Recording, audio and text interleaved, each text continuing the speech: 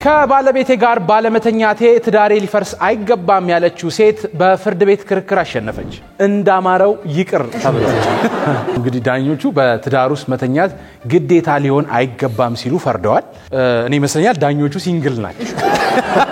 ያ ትዳርን ያላጣጣሙ መስሉ ኤችደብሊው በሚል ስም የምትጠራው ሴት ከባሏ ጋር መተኛት እንደማትፈልግ መናገሯን ተከትሎ ነው ባልየው ትዳሩ እንዲፈርስ ጉዳዩን ወደ ፍርድ ቤት ይዞ ይሄደው።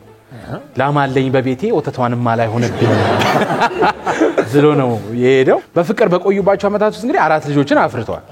4 ልጅ ካስወለደ በኋላ ሰው ድጋሚ ሲመጣ አረበቃኝ አምስተኛ ነው ያለች ይመስለኛል። እና እሷ አለመተኛቴ እንደ ጥፋት ታይቶ ትዳሬ ሊፈርስ አይገባም በሚል ተቃውሞ በፍርድ ቤት ተከራክራ የፈረንሳይ ከፍተኛ ፍርድ ቤት ባስተላለፈው የፍርድ ውሳኔ ግዴታ ነው አለ።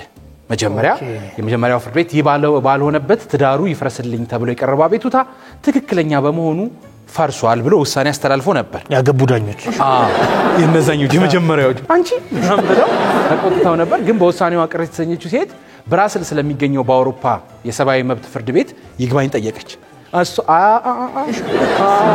ማሽኛም ብላ ሄደች። እንግዲህ እዚህኛው ጋር ግን ስትሄድ አመልካቿም ለትዳሩ መፍረስ ተጠያቂ ልትሆን አይገባም ሲል የቀድሞ ፍርድ ቤቱን ውሳኔ ውድቅ አድርጓል።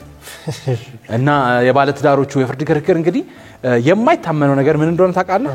ከ20 ዓመት በላይ የፈጀ ሲሆን ክርክሩ 20 ዓመት በላይ የፈጀ ሲሆን ሚስትየዋም እንግዲህ አሁን ላይ የ69 ዓመት አዛውንት ሆነዋል። ሰውየው አረጅ ባረ አንታይ ግን 20 ዓመትማ እንዴ የገረመኝ ግን ሰውየው እስካሁን ከሳልቶም 69 ላይ ምን ነው አለ። ግን ታማኝ ነው፣ ትዳሩንም ወዳድ ነው። ያው ይሄንን ስንል ግን ፍቅር እስከ መቃብር በአንዳንድ አጋጣሚዎች ሰዎች በህመምም በምንም ሊያጋጥማቸው የሚችል ነገር ስለሆነ ግዴታ ነው ብለን ሐሳብ ለመስጠት አይደለም። ዋናው ልብና ፍቅር ነው።